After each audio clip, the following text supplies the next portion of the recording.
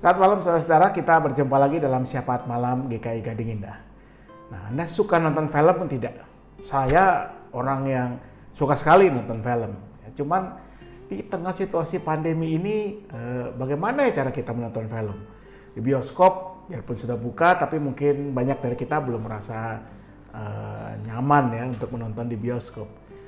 Di televisi, saya sudah lama sekali tidak pernah menonton film di televisi ya, ada iklannya lah, belum lagi pilihan filmnya tidak terlalu menarik. Tapi saya dan mungkin banyak dari saudara juga suka saat ini mungkin sedang suka menonton film-film yang disajikan oleh berbagai website ya atau apps yang menyediakan tayangan berbayar ya. Dan ada banyak sekali seleksi film yang bisa ditonton di tayangan-tayangan seperti itu. Nah, salah satu yang sekarang sedang jadi hits ya, tercatat paling ramai ditonton misalnya di Indonesia tapi juga di banyak negara lainnya adalah sebuah serial dari negara ginseng Korea Selatan yang berjudul Squid Games ya. Jadi judulnya Squid Games. Apa ceritanya? Jadi ceritanya sebenarnya tentang sebuah survival games atau permainan bertahan hidup ya. Ada 456 peserta yang diundang menjadi peserta di satu permainan yang memperebutkan hadiah sebesar 45,6 miliar won atau kalau didolarkan ya 38,7 juta dolar. Banyak banget lah, Anda hitung sendiri lah ya kalau dirupiahkan berapa. Dan ini sebuah survival game. Jadi pesertanya itu berlomba menyelesaikan beberapa tantangan. Tantangannya sih kelihatannya nggak terlalu susah ya, permainan anak-anak ya, tentang ada lampu merah, hijau, ya, kuning seperti lampu lalu lintas, ada tarik tambang. Tapi karena ini survival games, mereka yang kalah mati, saudara. Dan menariknya, peserta yang diundang adalah orang-orang yang memang punya masalah-masalah ekonomi, tidak punya pekerjaan, punya hutang besar, membutuhkan dana besar untuk perawatan kesehatan keluarganya dan semacam itu. Sehingga yang terjadi adalah setiap orang berusaha untuk menang karena memang iming-iming hadiahnya begitu besar. Bahkan kalau perlu dengan mengorbankan nyawa orang lain.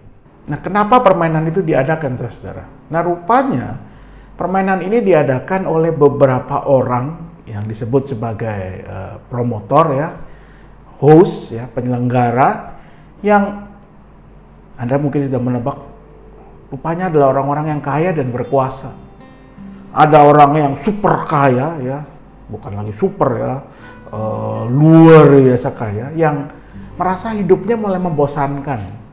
Lalu dia mencoba membuat sebuah permainan di mana dia sendiri ikut main. Sekaligus dia ingin tahu ya apa yang terjadi kalau orang-orang susah kere ini diberi iming-iming hadiah besar, akankah mereka saling menghabisi satu sama lain.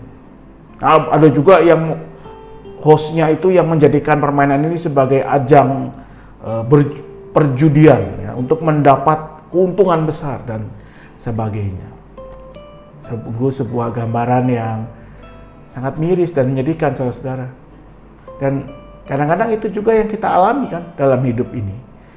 Di mana kita ini atau banyak orang yang hidupnya susah sehingga mereka terpaksa mungkin harus melakukan segalanya ya. Kalau perlu menghalalkan segala cara, mengorbankan orang lain, apalagi kalau ada iming-iming keuntungan besar secara finansial. Dan barangkali juga kita mulai merasa itu hal yang biasa. Itu yang terjadi di masyarakat, kata kita. Memang itu yang terjadi, seperti kata pepatah kuno, homo homini lupus ya, manusia adalah pemangsa untuk sesamanya. Kita menganggap itu hal yang wajar, biasa, umum. Dalam sebuah persaingan pasti harus ada yang menang dan yang lainnya kalah. Sungguh menyedihkan, saudara. Apalagi kalau kita mengingat berita Alkitab justru mau mengatakan sebaliknya. Bahwa kita ini dihadirkan di dunia ini bukan hanya untuk meraup keuntungan sebesar-besarnya, kalau perlu mengorbankan orang lain. Tetapi kita dihadirkan untuk menjadi penjaga sesama kita. Nah, dari awal sekali, saudara, hal ini sudah muncul. Kalau Anda mengingat peristiwa di mana Kain membunuh Habel, adiknya. Kain yang cemburu karena merasa Habel itu korbannya diterima oleh Allah, ia lalu membunuh Habel. Dan setelah ia membunuh Habel, satu waktu dikatakan, seperti tertulis dalam firman Tuhan berikut ini, di Kejadian 3 ayat 9, firman Tuhan kepada Kain, "Di mana Habel, adikmu itu?" Jawabnya, "Aku tidak tahu. Apakah aku penjaga adikku?" Nah, saya pernah membaca sebuah refleksi terhadap ayat ini yang mengatakan bahwa sebetulnya pertanyaan Kain kepada Allah, ya, yang menjawab pertanyaan Allah, "Di mana adikmu?" Kain menjawab dengan keras, "Mana aku tahu? Memangnya aku ini penjaga adikku." Sebetulnya ini adalah justru cara yang dipakai penulis kitab Kejadian untuk mengatakan kepada pembacanya, ya, kita adalah penjaga sesama kita. Tuhan menganugerahkan kita di sekeliling orang-orang lain untuk menjaga mereka juga. Artinya apa? Artinya yang baik buatku bukan hanya hal yang baik buatku saja, tetapi juga untuk kebaikan orang-orang di sekitarku. Kepada kita, setiap kita, Tuhan mempercayakan orang lain untuk kita jaga kehidupannya. Sehingga mestinya semangat yang terjadi dalam kehidupan kita bukan bagaimana yang penting saya selamat, bagaimana yang penting saya menang, bodoh amat dengan orang lain. Tapi bagaimana kita bersama-sama bisa mewujudkan apa yang baik untuk kehidupan bersama. Bahkan kalau perlu kita mengorbankan apa yang menjadi hak kita, apa yang menjadi kepentingan kita demi kepentingan kehidupan bersama atau orang lain di sekitar kita. Mungkin kita menganggap hal ini adalah sesuatu yang utopis, ya, yang mimpi nggak mungkin terjadi. Tapi bukankah itu yang sudah Tuhan Yesus teladankan? Ketika ia hadir ke dunia ini, ia merasakan kehidupan manusia dengan seluruh pergumulan, kelemahan, kesakitannya.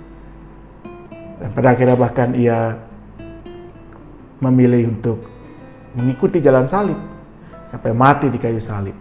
Bukan buat kepentingannya.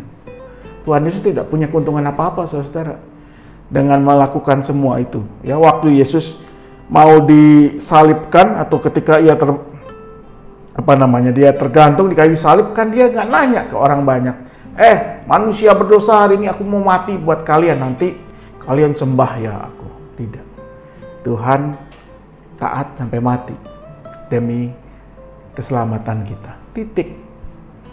Dia tidak pernah menuntut kita untuk memuji, memuliakannya. Ia mati demi kita karena kasih-Nya kepada kita semua. Tuhan Yesus sudah memberi teladan. Lalu bagaimana kita akan melakukannya? Nah, film Squid Game itu di seri pertama, ya, tahun ini, penutupnya menarik, saudara. Ketika akhirnya peserta itu makin sedikit, rupanya mereka, orang-orang yang susah, orang-orang yang kepepet ini, ya, mereka bukan lagi mengejar hadiah utama, saudara. Tapi justru mereka saling berjanji bahwa siapapun yang menang nanti, dia akan menggunakan uang kemenangannya itu untuk membantu orang lain, termasuk juga mungkin kekasih-kekasih dari temannya yang kalah dan mungkin akan mati. Rupanya film ini juga mau mengatakan justru di dalam kesempitan, kesesakan masih ada semangat kemanusiaan yang mau mencari apa yang baik bukan buat dirinya sendiri, tetapi untuk sesamanya. Nah, kalau film saja bisa masih memberikan harapan yang seperti itu, bagaimana dengan kita?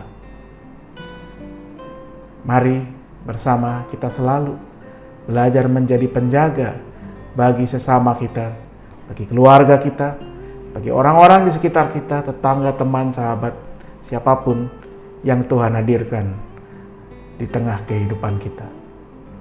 Selamat malam, selamat beristirahat. Tuhan memberkati selalu. Iya Tuhan, kami bersyukur bahwa kepada kami Tuhan anugerahkan berbagai berkat-Mu yang bukan hanya cukup untuk diri kami, tetapi juga bisa kami pakai untuk menjaga kehidupan orang-orang di sekitar kami. Baik itu berkat materi, tetapi juga kekuatan, tenaga, hati, waktu, apapun yang bisa kami pakai untuk membangun kehidupan yang baik bersama dengan orang-orang di sekitar kami. Mulai dari keluarga kami, juga teman-teman, sahabat kami, tetangga, mereka yang ada dan hadir dalam kehidupan kami.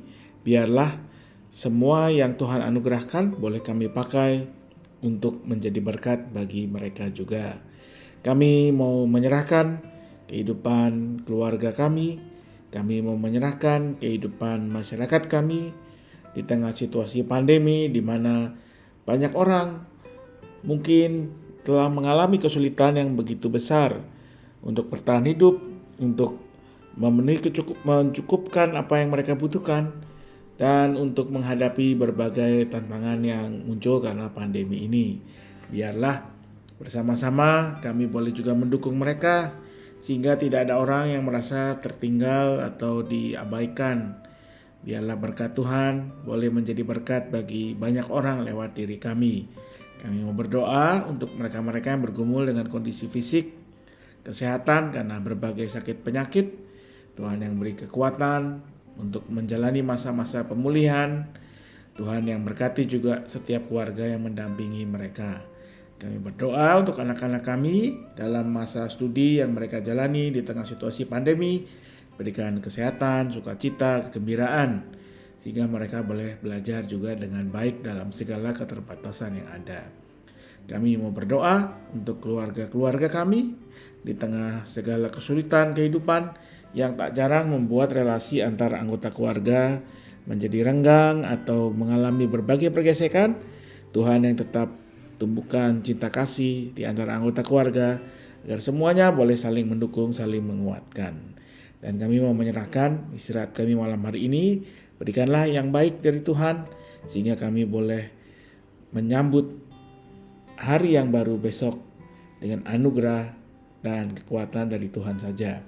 Dalam nama Yesus Kristus kami memohon. Amin.